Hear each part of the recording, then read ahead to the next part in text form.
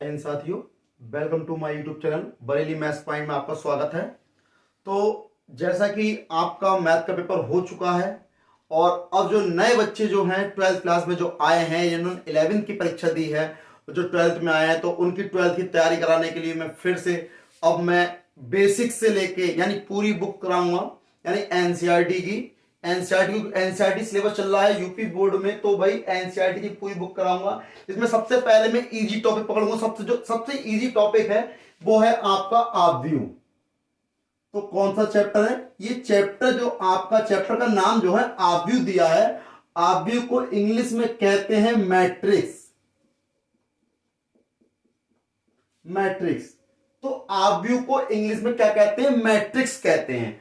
तो ये आव्यूह है। बहुत से बच्चों में कंफ्यूजन होता है कि मैट्रिक्स होता है या मैट्रिसेस होता है, यानी कि दोनों में कंफ्यूजन होता है कि आव्यूह की स्पेलिंग कभी कभी बच्चे मैट्रिक्स लिखते हैं और कभी कभी लिख देते हैं मैट्रिसेस। यानी कि आव्यूह को देखो, ये तो सिंगुलर है ना, ये एक वचन है, तो एक वचन होगा तो इसे हम मैट्रिक्स पढ़ते हैं। और अगर इसी का बहुवचन यानी बहुवचन या प्लुरल की बात करें तो इसकी स्पेलिंग MATRICES, तो ये मैट्रिसेस हो जाता है। यानी कि एक वचन होगा तो मैट्रिक्स कहेंगे और बहुवचन होगा तो मैट्रिसेस कहेंगे। तो यानी कि अब कहने का मतलब ये चैप्टर का नाम क्या है? आव्यूह। तो आव्यूह ये चैप्टर है आपका, बहुत ही आसान है। तो इसमें से हर बार क्वेश्चन पूछे जाते हैं। तो बहुत ही आसान टॉपिक लिया है। पहले मैंने ये नहीं करा मैंने पहले में स्टार्टिंग में पहला चैप्टर ही कराऊं या दूसरा कराऊं या लास्ट कराऊं। जो सबसे पहले इजी होगा, सरल होगा, सबसे पहले वो कराया जाएगा आपको। तो और बहुत ही आसान क्वेश्चन है इसके और बहुत आसान चैप्टर है। तो करते हम स्टार्ट। सबसे पहले बात आती है आव्यूह। तो भाई आव्यूह की बात आती है। आव्यूह यानी कि मैट्रिक्स। तो मैट्रिक्स किसे कहते हैं, आव्यूह किसे कहते हैं, इस बात की समझ लीजिए इस बात को। तो मैट्रिक्स किसे कहते हैं, यानी इसकी डेफिनेशन क्या है? तो MN संख्याओं के सिस्टम एक, यानी लिख दोगे, यानी कि M, N संख्याओं के एक निकाय, संख्याओं के एक निकाय मतलब सिस्टम, यानी ऐसा सिस्टम, MN संख्याओं के एक ऐसे सिस्टम को जिसमें निकाय यानी SYSTEM सिस्टम, यानी सिस्टम है को। भाई इसमें क्या है? M पंक्तियां तथा N स्तंभों में, M पंक्तियों तथा N स्तंभों में आयताकार सारणी, स्तंभों में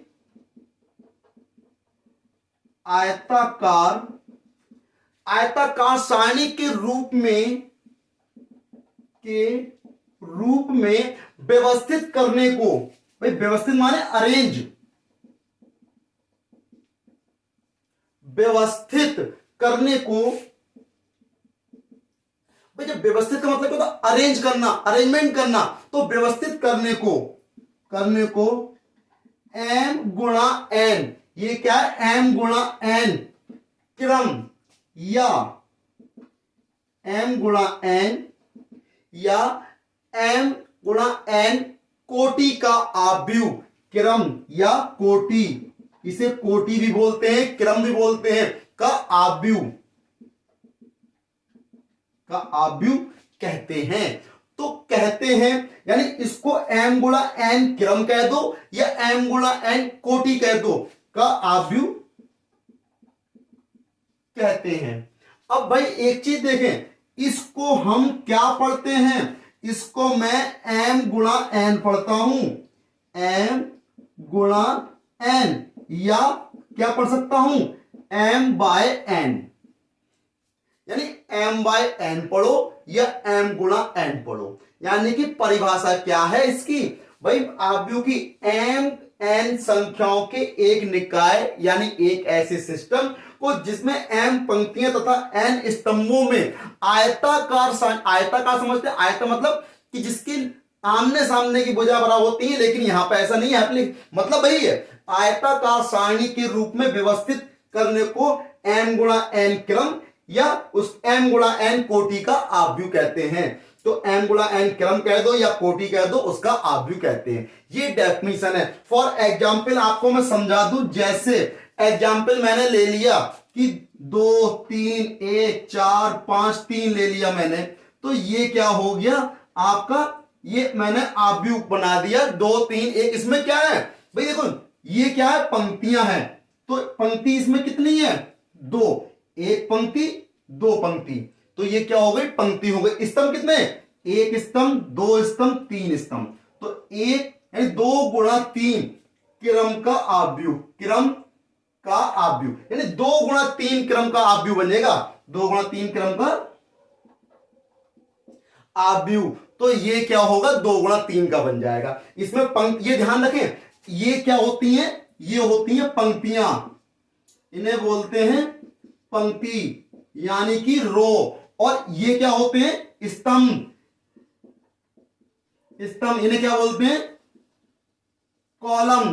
तो कॉलम किसे कहते हैं, पंक्ति किसे कहते हैं। तो देखो यानी कि डेफिनेशन समझ लो, ठीक से समझ लो, डेफिनेशन बहुत काम की है कि एम एन संख्याओं के एक निकाय सिस्टम को यानी एम पंक्तियां तथा एन स्तंभों में एक आयताकार सारणी के रूप में व्यवस्थित करने को क्या कहते हैं, एम गुणा एन का क्रम, एम गुणा एन क्रम आव्यूह या एम गुणा एन कोटि का आव्यूह कहते हैं। तो इन कोटि का आव्यूह कहो या एम गुणा एन का आव्यूह कहो, बात एक ही है। तो इसमें कहते क्या है, यानी इसका जो होगा, ये क्या है, पंक्तियां हैं, ये स्तंभ है। ध्यान रहे, पहले वाले इसको क्या कहते हैं, पंक्ति कहते हैं, दूसरे वाले को स्तंभ कहते हैं। ध्यान रहे, पंक्ति पहले आएगी, स्तंभ बाद में आएगा। ये क्या होगी, आव्यूह की डेफिनेशन होगी। आप इसे नोट कर सकते हैं। अब नोट करने के बाद बढ़ते हैं इसके अगले इस पे। तो हम आव्यूह आप समझ गए होंगे अच्छी तरीके से, है ना। तो अब हम बढ़ते हैं, इसका अगला टॉपिक क्या है, इसे नोट करते चलिए, स्क्रीनशॉट ले लीजिए या नोट कर लीजिए, बहुत काम की डेफिनेशन है। तो अब देखिए हम बढ़ते हैं अगले टॉपिक पे। इसके अगले क्वेश्चन में क्या कहता है ये कि आव्यूह चल रहा है हमारा। तो क्योंकि आव्यूह चैप्टर स्टार्ट करने से पहले उसके बेसिक पता होने चाहिए, उसका परिभाषा क्या है, उसके रूल्स क्या है, उसके नियम क्या है ना, किसे कहते हैं, ये चीज पता होना बहुत जरूरी है। तो भाई देखिए, अब हम पढ़ते हैं क्या, आव्यूह का क्रम या कोटि। अब बढ़ते हैं, अगला टॉपिक हमारा क्या है इसमें, आव्यूह का क्रम या कोटि। तो क्या होती है आव्यूह का क्रम या कोटि। तो भाई सीधी सी बात है, आव्यूह का क्रम या कोटि किस पर निर्भर करती है, आव्यूह की पंक्तियों पर और स्तंभों पर। तो लिखेंगे आव्यूह का क्रम या कोटि पंक्तियों व स्तंभों की संख्या पर निर्भर करती है। तो लिखेंगे आव्यूह का क्रम या कोटि पंक्ति व स्तंभों की संख्या पर निर्भर करती है। भाई यानी कि पंक्तियों की संख्या होगी और स्तंभों की संख्या जैसी होगी उसके अकॉर्डिंग तो करेंगे। तो अब इसमें क्या कह सकते हैं, यदि भाई ये तो डेफिनेट तरीके से है कि आव्यूह का क्रम या कोटि पंक्ति व स्तंभों की संख्या पर निर्भर करती है, लेकिन मेन डेफिनेशन क्या है, यदि आव्यूह में एम पंक्ति लिख देते हैं, यदि आव्यूह में एम पंक्ति तथा एन स्तंभ हो, एम पंक्ति हो और एन स्तंभ हो, तो उसे एम बाय एन क्रम का आव्यूह, भाई एम बाय एन क्रम का आव्यूह या एम बाय एन कोटि का आव्यूह कहते हैं।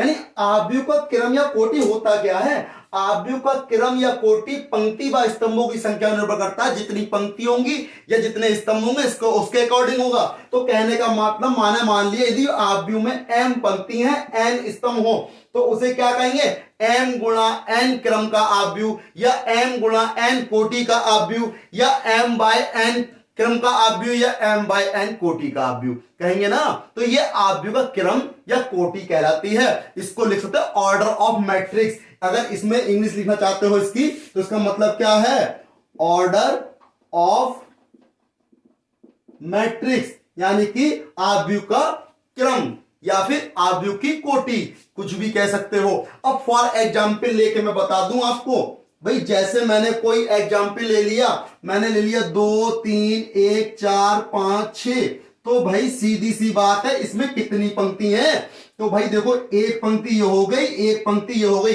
दो पंक्तियां हो गई, तो दो पंक्तियों, पंक्ति पहले लिखेंगे ये ध्यान रखें, दो पंक्तियां हो गई, स्तंभ कितने, एक स्तंभ, दो स्तंभ, तीन स्तंभ, तो गुणा 3 आ गया, यानी 2 गुणा 3 क्रम का आव्यूह है। हो गई बात। अब दूसरा एग्जाम्पल ले लो, अगर मैं ले लेता हूं भाई 1 3 4, तो इसमें कितनी पंक्ति हैं, तो पंक्ति तो इसमें भाई देखो एक ही है, ये एक ही पंक्ति तो है, लेकिन स्तंभ कितने हो गए, 1 2 3, तो 1 गुणा 3 क्रम का आव्यूह। बात समझ में आई। ऐसे ही क्या होगा, अगर मैं मान लेता हूं 3 4 2, ये मैंने मान लिया, अब इसमें कितनी पंक्ति हैं, अब बताओ भाई देखो, एक पंक्ति, दूसरी पंक्ति, तीसरी पंक्ति, तो पंक्ति कितनी हो गई, 3 हो गई,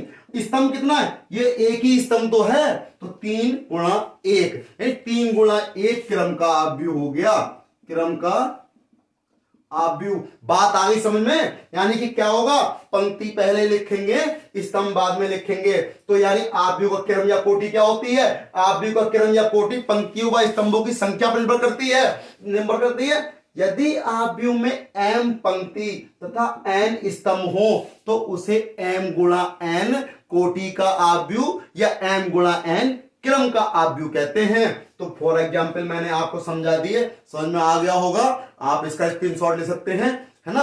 अब देखिए इसके आगे बढ़ते हैं, आपने इसका स्क्रीनशॉट ले लीजिए, स्क्रीनशॉट ले लिया होगा, लिख लिया होगा। अब बढ़ते हैं अगले उस पे, तो देखें अगला टॉपिक क्या है इसका, अब इसको निरूपित कैसे करते हैं, शो कैसे करते हैं, रिप्रेजेंट कैसे करते हैं। तो देखिए आव्यूह का निरूपण, तो भाई अब देखें, देखो बेसिक पता होना बहुत जरूरी है, छोटी छोटी बातें हैं जो बहुत काम की हैं, इसलिए पता होना जरूरी है। तो अब देखिए क्या करते हैं, आव्यूह का निरूपण कैसे करेंगे, यानी आव्यूह को कैसे रिप्रेजेंट करेंगे, कैसे दर्शाएंगे आव्यूह का निरूपण। तो भाई रिप्रेजेंट कैसे करेंगे, भाई सीधी सी बात है, आव्यूह को संक्षिप्त में प्रतीक, तो देखें आव्यूह का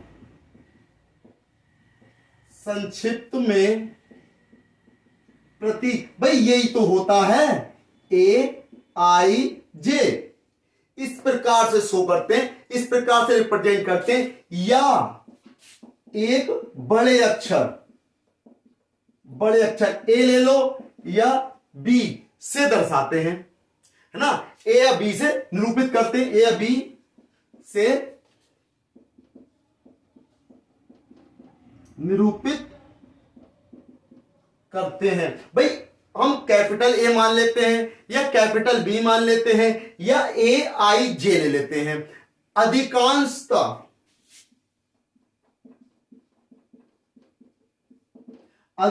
सबसे ज्यादा यूज क्या होता है, यही यूज होता है आव्यूह के प्रतीक के लिए, इसका प्रयोग कहता है, का प्रयोग किया जाता है, सबसे ज्यादा इसी का यूज करते हैं, और A और B मान लेते हैं, और भाई कहते हैं लेकिन जो उनका ज्यादा यूज नहीं है, सिर्फ इन्हीं का यूज है। तो आव्यूह का निरूपण किससे करते हैं, इससे करते हैं, है ना। अब बात आती है अगली उसकी कि आव्यूह के एलिमेंट यानी आव्यूह के तत्व। तो देखें आव्यूह के तत्व, ये तो हो गई आव्यूह को निरूपण करने की।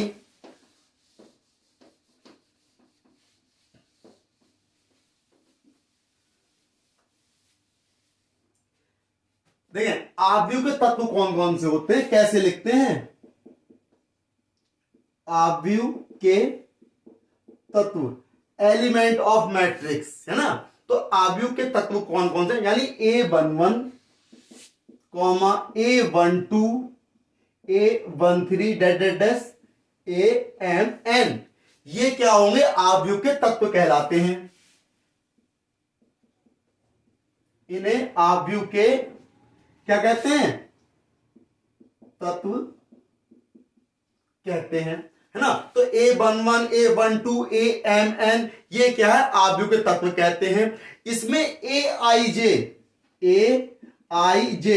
इसका क्या है, व्यापक तत्व है, व्यापक तत्व है। अब व्यापक तत्व है तो तत्व के सॉरी इसे लो सुफिक्स कह सकते हैं।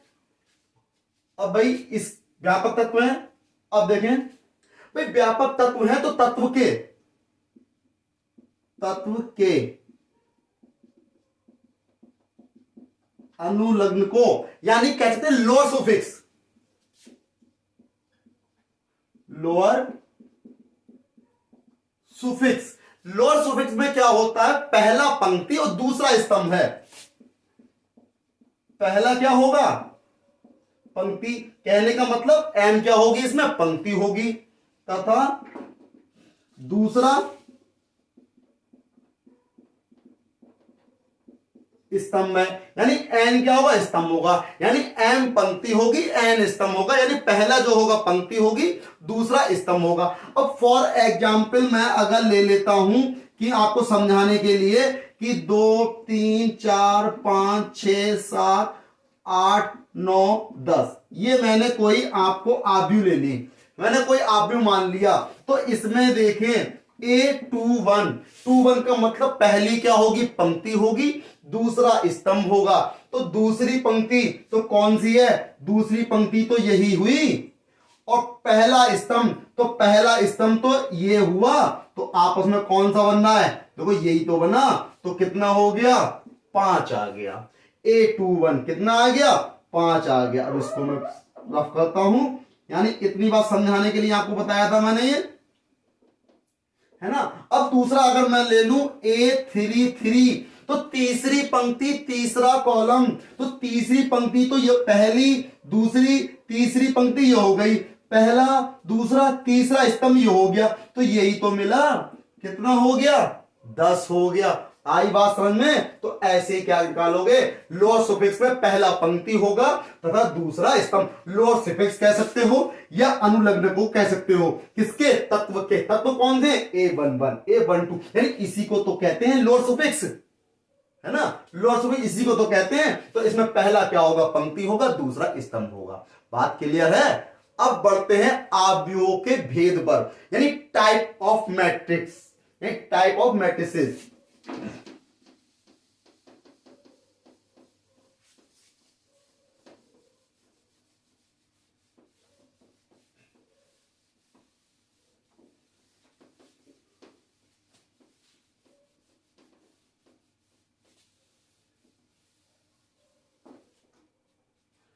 तो देखें अब पढ़ते हैं आव्यूहों के भेद। आव्यूहों के भेद यानी कि टाइप ऑफ मैट्रिसेस।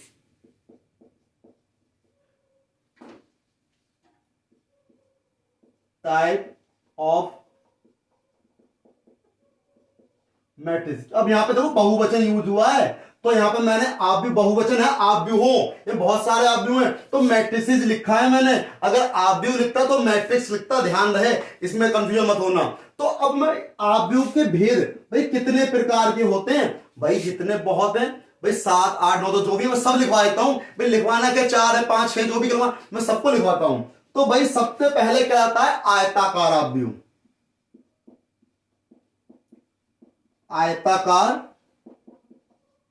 आव्यूह। आयताकार आव्यूह किसे कहते हैं भाई, रेक्टेंगुलर मैट्रिक्स किसे कहते हैं? Rectangular matrix. तो भाई पंक्ति व स्तंभों की संख्या बराबर ना हो, जिस आव्यूह में, देखें डेफिनेशन क्या होगी, जिस आव्यूह में पंक्ति व स्तंभ की संख्या बराबर ना हो, बराबर ना हो यानी कि m is not equal to n के बराबर ना हो, यानी m जो हो n के बराबर ना हो या n m के बराबर ना हो, तो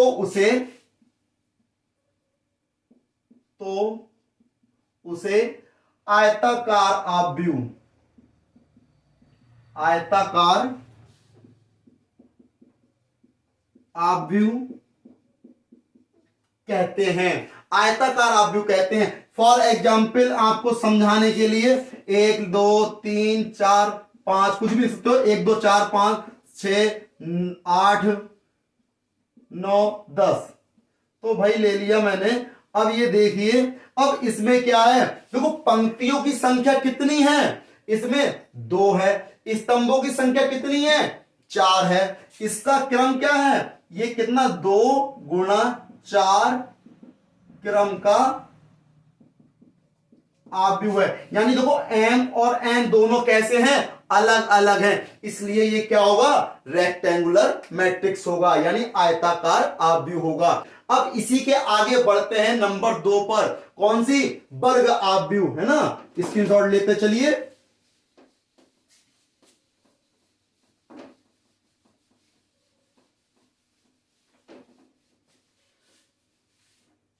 भाई नंबर 2 क्या है, अब बात आती है वर्ग मैट्रिक्स, वर्ग आव्यूह, वर्ग आव्यूह, इसे क्या कहते हैं, वर्ग आव्यूह, यानी कि स्क्वायर मैट्रिक्स, है ना, स्क्वायर मैट्रिक्स। अब स्क्वायर मैट्रिक्स किसे कहते हैं, जिस आव्यूह में लिखोगे, जिस आव्यूह में पंक्ति व स्तंभों की संख्या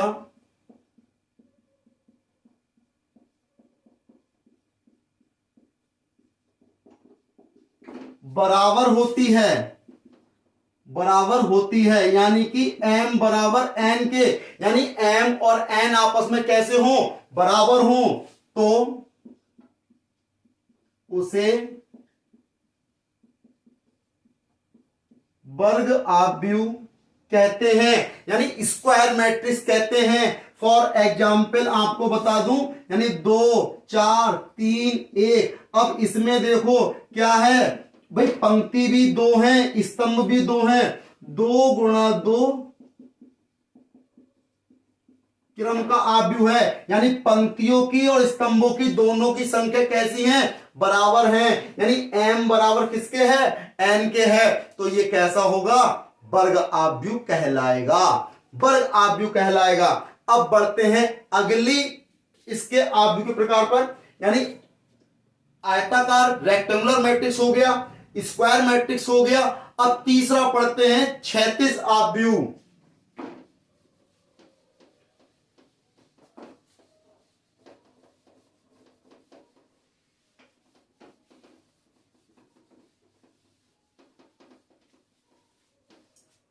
भाई तीसरा पढ़ते हैं क्षैतिज आव्यूह, हॉरिजॉन्टल मैट्रिक्स। तो देखें क्षैतिज आव्यूह यानी कि हॉरिजॉन्टल, यानी स्पेलिंग क्या होगी, HORIZONTL, हॉरिजॉन्टल, हॉरिजॉन्टल मैट्रिक्स, यानी कि ध्यान रहे, है ना, हॉरिजॉन्टल मैट्रिक्स। अब हॉरिजॉन्टल मैट्रिक्स किसे कहते हैं, तो सीधी सी बात है, जिस आव्यूह में पंक्तियों की संख्या स्तंभों की संख्या से कम हो, यानी कि लिखोगे जिस आव्यूह में पंक्तियों की संख्या स्तंभों की संख्या से कैसी हो, कम हो, तो उसे क्षैतिज आव्यूह कहते हैं। क्षैतिज आव्यूह कह सकते हो, या फिर आप उसे क्या कह सकते हो, हॉरिजॉन्टल मैट्रिक्स कह सकते हो। यानी पंक्तियों की संख्या स्तंभों की संख्या से कम होनी चाहिए। तो कहने का मतलब फॉर एग्जाम्पल लिख लो 1 2 3 4 5 6, ये लिख लिया मैंने, 7 8 9, जो कुछ भी लिख सकते हो यहां, 5 6 7। अब इसमें देखें पंक्तियां कितनी हैं, 2, स्तंभ कितने हैं भाई, 1 2 3 4 5 हैं। तो भाई इसका क्रम कितना है, 2 गुणा 5 क्रम का आव्यूह है। तो इसमें पंक्ति कितनी है, पंक्ति बराबर 2, स्तंभ कितने हैं, 5। तो देखो भाई इसमें पंक्तियों की संख्या स्तंभ से कम है ना, तो इसे क्या कह सकते हैं हम, इसे कह सकते हैं हॉरिजॉन्टल मैट्रिक्स, क्षैतिज आव्यूह, है ना। इसको बढ़ते हैं अगले उसकी ओर।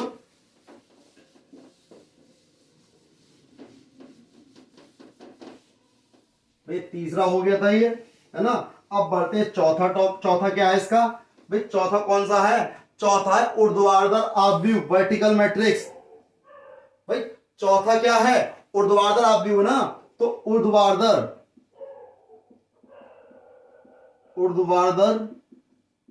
आव्यूह, तो ऊर्ध्वाधर आव्यूह में क्या होता है, इसमें सेम क्षैतिज आव्यूह का उल्टा होता है। उसमें लिखोगे जिस आव्यूह में पंक्तियों की संख्या स्तंभों की संख्या से अधिक होती है, तो उसे ऊर्ध्वाधर आव्यूह कहते हैं। क्या कहते हैं, ऊर्ध्वाधर आव्यूह कहते हैं। कहने का मतलब यह है कि पंक्तियों की संख्या कैसी होगी, ज्यादा होगी। फॉर एग्जाम्पल 1 2 3 4 5 6 7 8 9 10 11 12 13 14 15 ले लिया मैंने। अब देखें इसमें पंक्तियां कितनी है, 1 2 3 4 5, 5 पंक्तियां हैं और 3 स्तंभ हैं। 5 गुणा 3 क्रम का आव्यूह हो गया। यानी पंक्ति कितनी हो गई, 5, स्तंभ कितने हो गए, 3। तो ज्यादा कौन है, पंक्ति ज्यादा है ना। तो पंक्तियों की संख्या स्तंभों की संख्या से अधिक हो तो क्या कहेंगे, उसे ऊर्ध्वाधर आव्यूह कहेंगे। बात समझ में आ गई ना, कि यानी जिसमें पंक्तियों की संख्या ज्यादा होगी तो ऊर्ध्वाधर आव्यूह बनेगा, पंक्तियों की संख्या कम होगी तो क्षैतिज आव्यूह बनेगा। अब बढ़ते हैं पंक्ति आव्यूह की तरफ। ये कौन सा था, ये चौथा था, 4 नंबर था। अब किसकी ओर बढ़ते हैं, 5वें नंबर की ओर। 5वां नंबर क्या कह रहा है भाई, 5वां नंबर कह रहा है पंक्ति आव्यूह किसे कहते हैं, या पंक्ति सदिश किसे कहते हैं, रो वेक्टर किसे कहते हैं। तो ये चीज समझिए। तो देखें क्या क्या बात कह रहा है, पंक्ति आव्यूह यानी 5वां नंबर है, पंक्ति आव्यूह या पंक्ति सदिश, कुछ भी कह सकता है, दोनों चीजें सेम है। पंक्ति सदिश की बात करें या पंक्ति आव्यूह की बात करें, जिस आव्यूह में केवल एक पंक्ति होती है उसे पंक्ति सदिश कहते हैं। यानी कि लिखोगे जिस आव्यूह में केवल एक पंक्ति होती है उसे पंक्ति आव्यूह या पंक्ति सदिश यानी कि रो वेक्टर कहते हैं, रो वेक्टर कहते हैं। यानी फॉर एग्जाम्पल ले लिया मैंने, एक ही पंक्ति होगी, एक ले लिया, दो ले लिया, तीन ले लिया, ये क्या हो गई, इसका क्रम कितना है, 1 गुणा 3 का क्रम का आव्यूह है। इसे कहेंगे रो वेक्टर, क्योंकि इसमें एक ही पंक्ति तो है, स्तंभ 3 है, उससे क्या फर्क पड़ता है, मैंने पंक्ति की बात करी है। यानी जिस आव्यूह में केवल एक पंक्ति होगी, तो पंक्ति देखो भाई एक ही है। जिस आव्यूह में केवल एक पंक्ति होगी उसे क्या कहेंगे, पंक्ति आव्यूह कहेंगे, या पंक्ति सदिश कहेंगे, या रो वेक्टर कहेंगे। ये आप नोट कर सकते हैं, है ना। फिर बढ़ते हैं हम इसके स्तंभ आव्यूह की ओर। स्तंभ आव्यूह 6 नंबर देखें, स्तंभ आव्यूह या स्तंभ वेक्टर, स्तंभ आव्यूह कह सकते हो या स्तंभ सदिश यानी कि कॉलम वेक्टर कह सकते हो। तो इसमें भी क्या है, जिस आव्यूह में केवल एक स्तंभ होता है, उसे क्या कहते हैं, स्तंभ आव्यूह या स्तंभ सदिश कहते हैं, या कॉलम वेक्टर कहते हैं। फॉर एग्जाम्पल 1 2 3, तो इसमें क्या है, पंक्ति कितनी है, 3, स्तंभ कितना है, 1, क्रम का आव्यूह। यानी कि देखो इसमें कितने स्तंभ है, एक ही स्तंभ तो है, इसलिए ये क्या है भाई, आपका स्तंभ आव्यूह है। पढ़ते हैं इसके अगले भाग की ओर। अब क्या कह रहे हैं, अब इसका जो अगला, ये 6 पार्ट होगा इसके, यानी 6 प्रकार के हो गए। अब 7वां प्रकार कौन सा है इसका, अब 7वां प्रकार आता है शून्य आव्यूह। अब शून्य आव्यूह किसे कहते हैं, अब देखिए भाई शून्य आव्यूह की बात चल रही है भाई। 7वां देखें, 7वां क्या कहा है, शून्य आव्यूह, या इसे बोलते हैं रिक्त आव्यूह। शून्य आव्यूह यानी जीरो मैट्रिक्स, या रिक्त आव्यूह नल मैट्रिक्स, कुछ भी कह सकते हैं। यानी जिस आव्यूह में सभी तत्व क्या हो, शून्य हो, उसे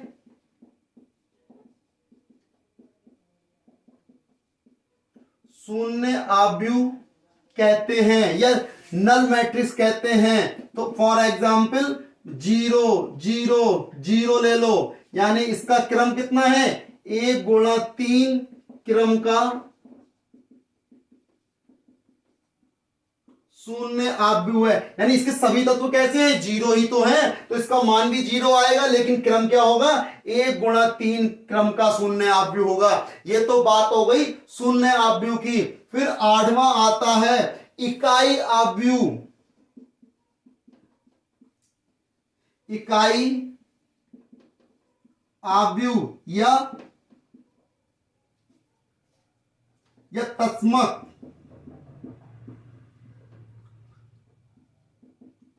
आव्यूह, यूनिट मैट्रिक्स या आइडेंटिटी मैट्रिक्स, कुछ भी कह सकते हो। यूनिट मैट्रिक्स कह दो, यानी कि ऐसा आव्यूह, यानी जिस आव्यूह में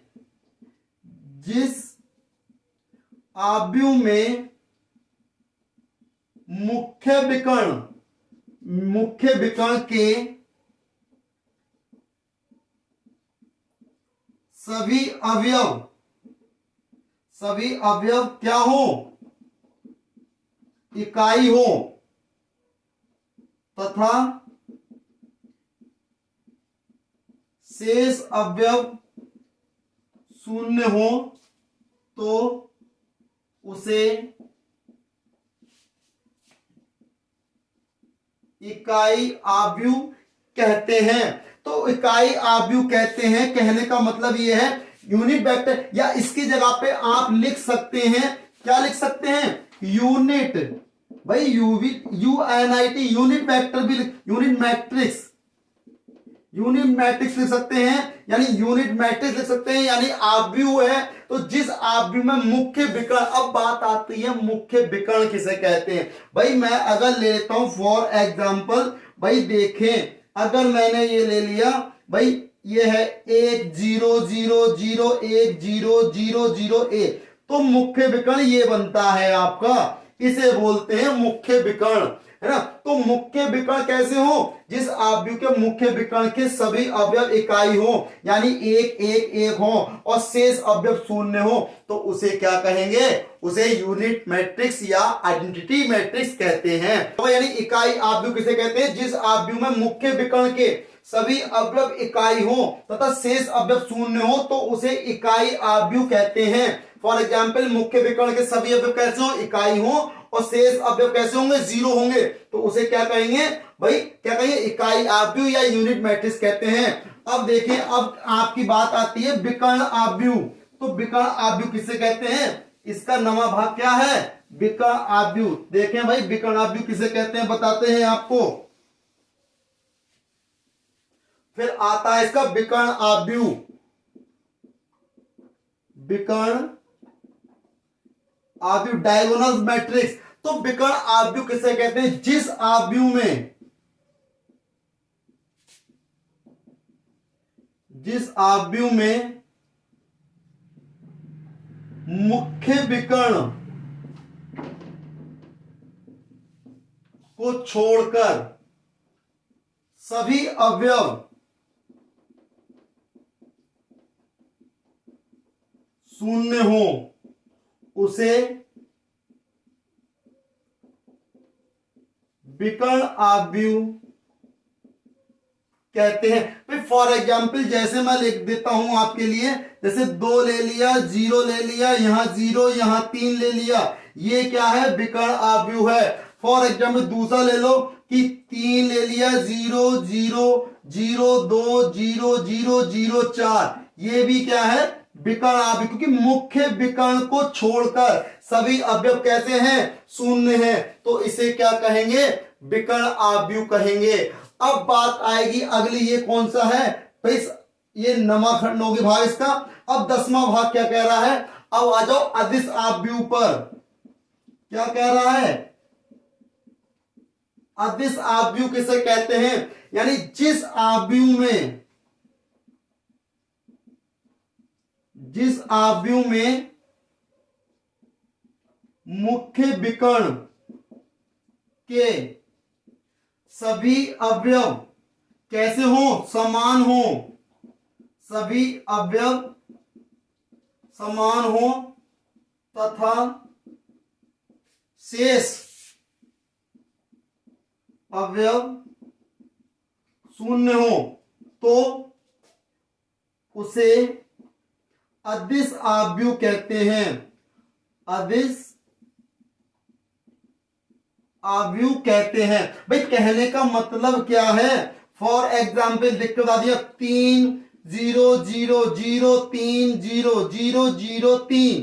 भाई कहने का मतलब यह है, मुख्य विकर्ण के सभी अवयव कैसे हो, समान होने चाहिए। जिस आव्यूह में मुख्य विकर्ण के सभी अवयव समान हो तथा शेष अवयव शून्य हो, तो उसे क्या कहते हैं, उसे अदिश आव्यूह कहते हैं। फॉर एग्जाम्पल 3 3 3 0 बाकी है, तो इसे क्या कहेंगे, अदिश आव्यूह कहेंगे। इसको आव्यूह किसे कहते हैं, जिस आव्यूह के मुख्य विकर्ण के सभी अवयव समान हो तो शेष अवयव शून्य हो, तो उसे अदिश आव्यूह कहते हैं। तो लेकिन उसमें और विकर्ण आव्यूह में, जिस आव्यूह में मुख्य विकर्ण को छोड़कर सभी अवयव शून्य हो, उसे विकर्ण आव्यूह कहते हैं। लेकिन इसमें एक चीज ध्यान रखें कि इसमें जो होगा, इसका क्रम होगा, उसमें एम पंक्तियों की संख्या, स्तंभों की संख्या समान होगी। यानी कहने का मतलब, जिस वर्ग आव्यूह, यहां पर क्या हो जाएगा, वर्ग हो जाएगा, जिस वर्ग आव्यूह, यानी वर्ग आव्यूह में होगा ऐसा, किसी आयताकार वाले आव्यूह में नहीं होगा, ये ध्यान रहे।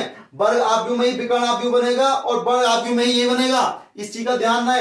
अब बढ़ते हैं अगले पार्ट की ओर इसका। अब क्या आता है, उप आव्यूह, यानी सब मैट्रिक्स किसे कहते हैं। तो देखिए, सब मैट्रिक्स किसे कहते हैं, इसका आखिरी भाग है इसका, यानी कि इतने भाग मैंने बता दिए, कितने प्रकार की आव्यूह होती, सब लिखवा दिए मैंने, है ना। तो अब बात आती है उप आव्यूह। तो उप आव्यूह का मतलब है सब मैट्रिक्स, यानी उप आव्यूह का मतलब है जिस आव्यूह में, आव्यूह में किसी पंक्ति या स्तंभों को छोड़कर ये निकालकर, पंक्ति या आव्यूह या स्तंभों को निकाल देने पर शेष बचे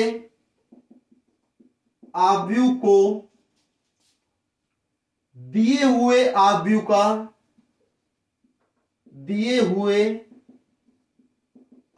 का उप आव्यूह कहते हैं। भाई दिए हुए आव्यूह का उप आव्यूह कहते हैं, कहने का मतलब क्या हुआ, जिस आव्यूह, मैंने कोई फॉर एग्जाम्पल ले लिया 1 2 3 5 6 7 8 9 4 ये ले लिया मैंने। अब उसमें से मैंने क्या करा भाई, इस पंक्ति को छुपा लिया, यानी कि इसको निकाल दिया। मैंने बाहर क्या निकाला, 6 7 9 4 ये निकाल लिया। तो जब ये निकाल लिया, इतने पार्ट को मैंने बाहर निकाल लिया, तो ये जो आपका निकाला गया है इस दिए हुए आव्यूह का उप आव्यूह है, यानी सब मैट्रिक्स है। यानी ये जो हिस्सा इसके अंदर से ही तो निकाला है। कहने का मतलब है कि जिस आव्यूह में किसी पंक्ति या स्तंभ को निकाल देने पर, पंक्ति या स्तंभ निकाल दिया मैंने, मान लो एक A11 निकाल दिया, यानी पहली पंक्ति पहला स्तंभ इतना निकाल दिया, तो बचा क्या, ये इसको निकालिए, तो ये क्या कहलाएगा, दिए हुए आव्यूह का उप आव्यूह कहलाएगा, सब मैट्रिक्स कहलाएगा। तो ये इसके आव्यूह के प्रकार हो गए, टाइप ऑफ मैट्रिक्स हो गए। बाकी बचा आव्यूह का जोड़ना, घटाना, गुणा करना, है ना, या जो ये गुणा करना है, घटाना है, जोड़ना है, ये सब कराएंगे हम एक्सरसाइज के सवालों में, वो समझाएंगे अच्छी तरीके से। तब तक ये मैंने बेसिक समझाए, ये आपको अच्छे तरीके से पढ़ लेने हैं, क्योंकि इन्हीं के बेस पर पूरा चैप्टर दिया हुआ है, इन्हीं के आधार पर दिया गया है, जिसकी सहायता से बहुत आसान हो जाएगा आपको आव्यूह का चैप्टर, जिसमें आपके अधिक से अधिक अंक आ सकते हैं, कोई नंबर मिस नहीं होगा, आपको बस ध्यान से पढ़ना है इसलिए। और ये सब आगे के सभी वीडियो मेरे मिलेंगे, कंटिन्यू मिलेंगे, है ना। तो उसके लिए मेरे चैनल को सब्सक्राइब कर दीजिए, लाइक करिए, शेयर करिए। जय हिंद साथियों।